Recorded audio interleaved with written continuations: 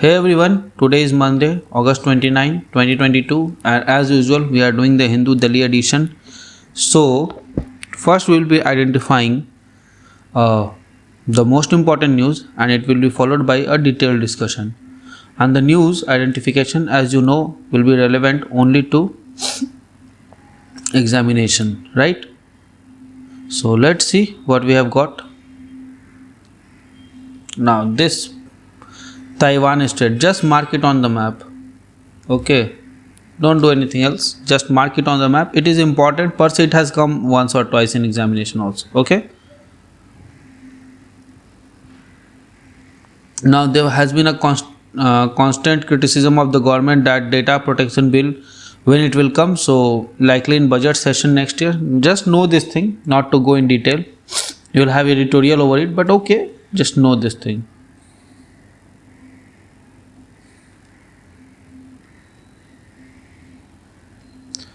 And twin tower demolished. Let's see what else we have here.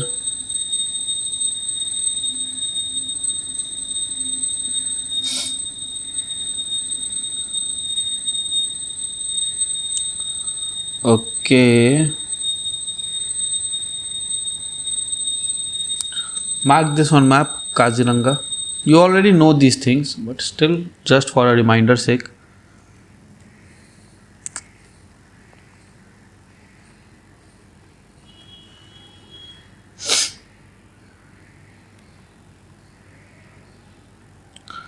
Public judge with certain legacy not required. SOPs for vote. That previous issue, okay, just if you want you can read it, not required. Japan continuing struggle with gender parity. Investing in women's education and health may have limited impact if the society is trapped in gender norms. Maybe to some extent, but yes, I would like to differ from this, that once investment in education and health is there, then the gender norms are automatically gets cleared, because education per se has the effect of liberalization. The more educated you are, the more you can understand others' perspective. That is the actual role of education, not that education that we are imparting in India, that you get education, then you'll get a job. Education should never be for job. Education should be for opening of mind, for creating thinking capacities in individual. Okay, so I see it in that context. But yes, if education, it is talking about that just education for jobs, then this assertion is very much correct. But if the actual aim of education is achieved, then automatically gender norms and everything that disbalances mind will be out of the context. Okay, NDTV pin code not required. These are just, let's see text and context. Concerns around Aadhaar voter ID linkage. Yes, it has been in news. Don't expect a question in mains this year. Let this news unfold a bit more, and maybe in prelims next year will get a question on Aadhaar voter ID as a statement 3 or 4 statement based question. Okay, so be prepared for that. In prelims 2023, yes, a question can be expected. In mains 2022, it's not very certain. I am not seeing it coming, because the news is not very promising right now. Still, if it comes, then it would be on the issue of privacy, and there you have to quote this thing. Okay,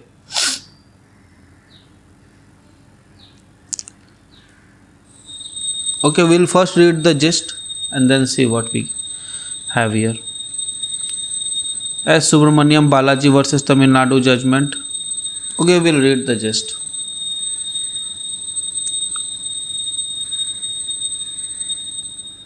And then we have the cyber threat to mobile banking. Cyber attack this year has been in news a lot.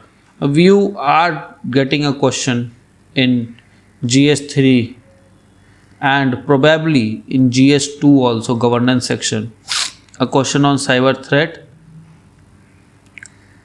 and cyber governance. Because look, data protection bill has been rolled back.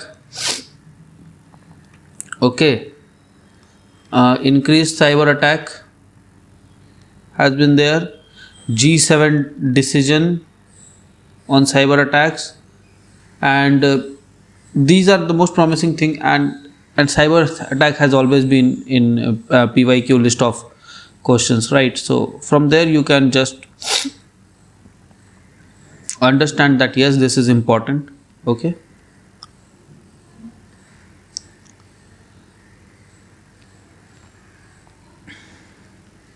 Get these data on malnourishment and all those things from economic surveys of this year. Learn to use economic survey. Economic survey is a very important instrument if you can use to learn to use it.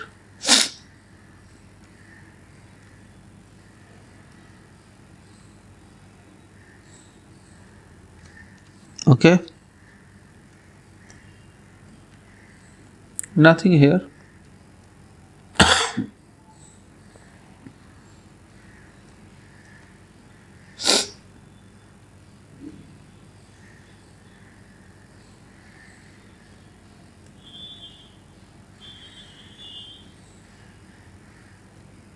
Okay, fine. So yesterday we played our first match in Asia Cup, and yes, we won the match. Right. So let's see and analyze the news.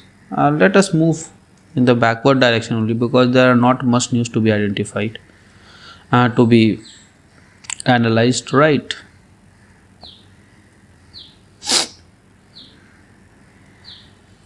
The cyber threat to mobile banking. The lack of adequate cyber security and breadth of talent in banking could potentially lead to a further rise in cyber attack. Why it is saying breadth of talent in banking? Because of underperformance of bank. It is one of the cause. Other cause is the way the exam is conducted. The competency that exams of bank look for does not, as far as I understand, does not promote critical thinking. Okay, it is just more of cramming and solving very fast, and those things are mostly checked, but not these things. Okay, until and unless our education policy involves critical thinking in the students, till that time we are not getting good results from this our education policy. Fine. So let's read the gist. According to 2020 statistics, over 25 states in India, 2/3 respondents said that they have a smartphone. Of these, half said that they have received money digitally, and about 31% said that they had a mobile app for banking. Nearly 14% said that they use mobile phones for banking related purpose. Okay, so about 15% people of the set use this thing. Okay. Global cybersecurity firm Kaspersky warns an increase in cyber attack on Android and iOS device in Asia Pacific region. On mobile banking, Trojan called Anubis has been targeting Android since 2017. Roaming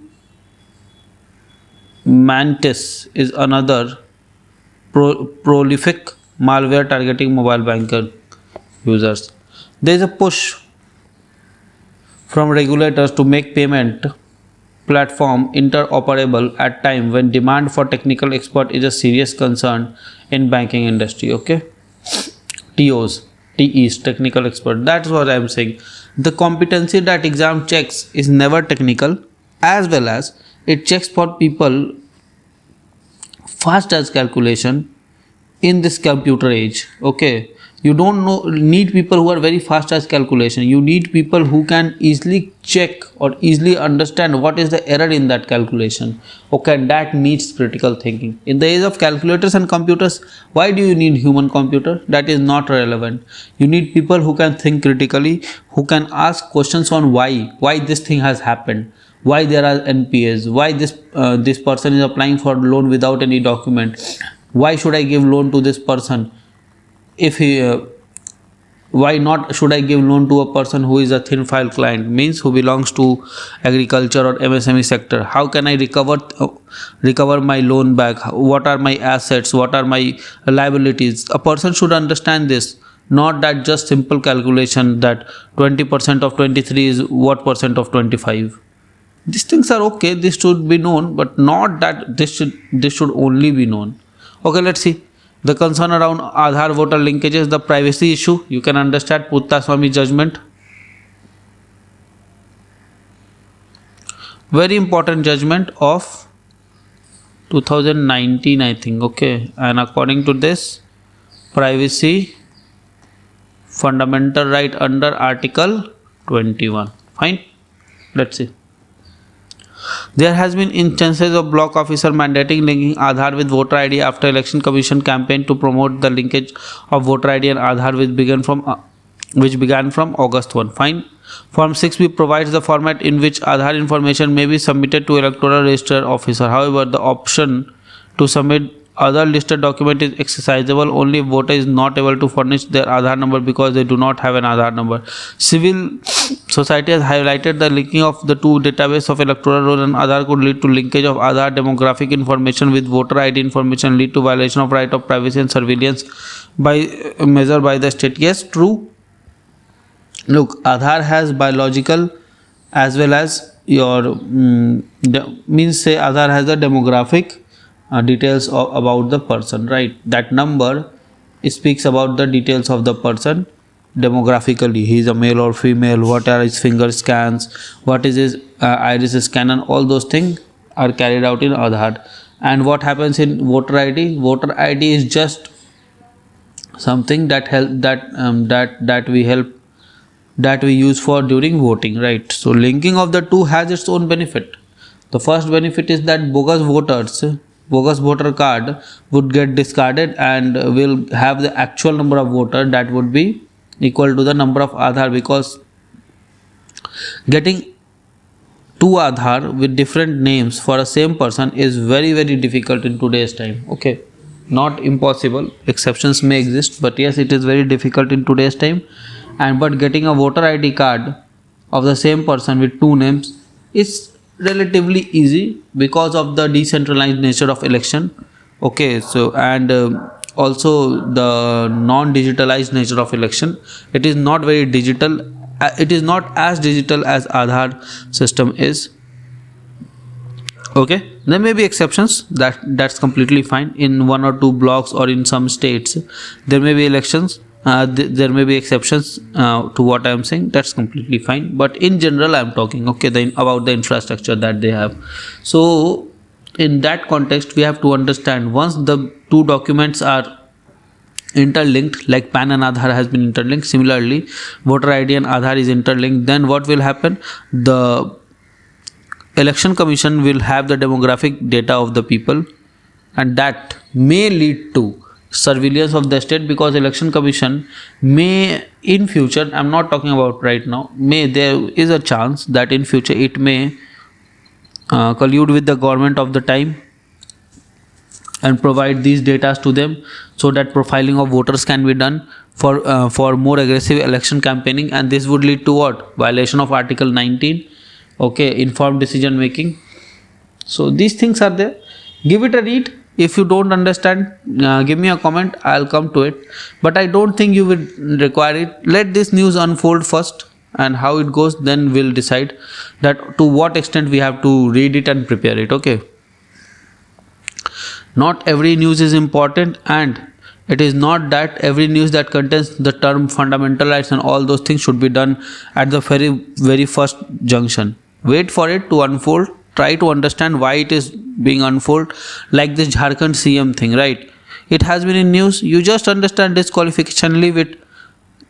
As and when the case develops, as and when new parties come in, then we'll see what we can do. Right? Okay, the gist for this, S. Subramaniam Balaji versus Tamil Nadu judgment. The Supreme Court referred to a 3-judge bench series in a petition seeking a judicial direction that political party who make wild promises of